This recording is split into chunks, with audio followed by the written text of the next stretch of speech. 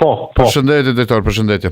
Përshëndetje. Grazie veçantë, ju kem drejt për drejt. Po nisëm njerë me temën më të ndjeshme me qenë të ndacake. E pash këtë njoftimin në Facebook, dje në fakt bëra dhe një denuncim. Ende kemi probleme qenë në ÇKUK, dje dhe na u sulmuan një ekipi joni drejt për drejt atje.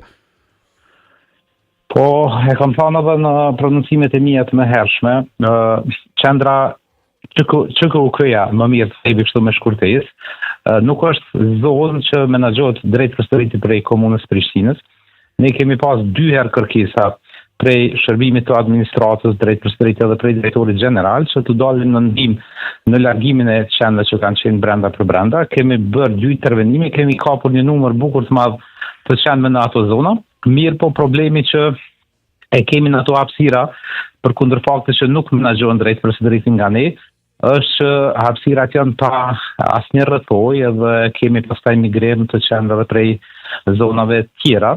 Ndoshta po e marr si pretekst tash komunikimin me juve, po vejsa të kontaktave një herë me drejtorinë atje të qendrës klinike universitare për të pa që a e shohin ata të nevojshme që edhe një ndërhyrje të bëhet prej anës tonë dhe të dalim në ndihmë për ta sanu prap gjendje nëse është rikthy prap një gjendje keqe, sepse po them me 2 intervenimet që i kemi pas ka qenë zbutur bukur në mas situata që ka qenë atje.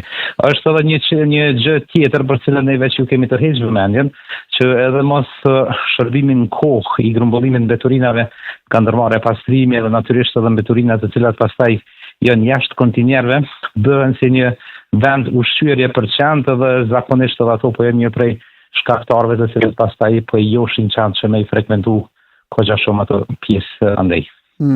Mirë po, në fakt mora unë informacione gjatë gjithë ditës dje.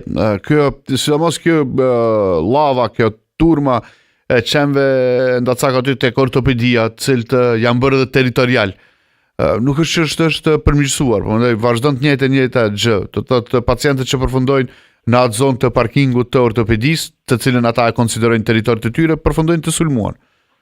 Po, unë po ju them shumë përgjithësi, ne vetëm në ditën e parë, mas takimit parë që e kam pasur ne personalisht me drejtorinë e ÇKUK-s, ne kemi intervenuar vetëm brenda një dite, i kemi larguar prej atë 12 qenë, kemi vazhduar pastaj edhe ditëve të ardhshme gjatë çati intervenimit që e kemi bërë, që ka qenë para disa muajve, po flas për intervenime para disa muajve.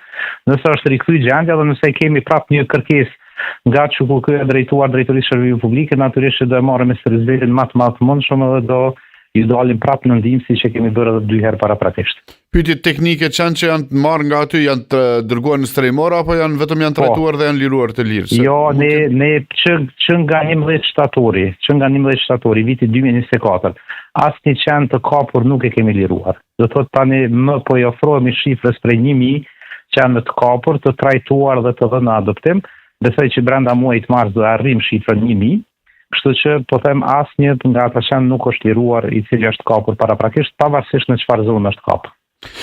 Mirë, nëse mund të dërgoni edhe sot një ekip. Fare fund është bërë ka kontrata me kompaninë për ndryshimin publik, se kam gjithandej ankesa për ndryshim publik. Fatkeqësisht kemi edhe ne ankesa, fatkeqësisht jemi akoma në pritje të një vendimi të OSHP-s, sepse tani nuk është çështje që është në kompetencë të komunës, mirë po deri më tani nuk kemi akoma. Faleminderit shumë drejtor.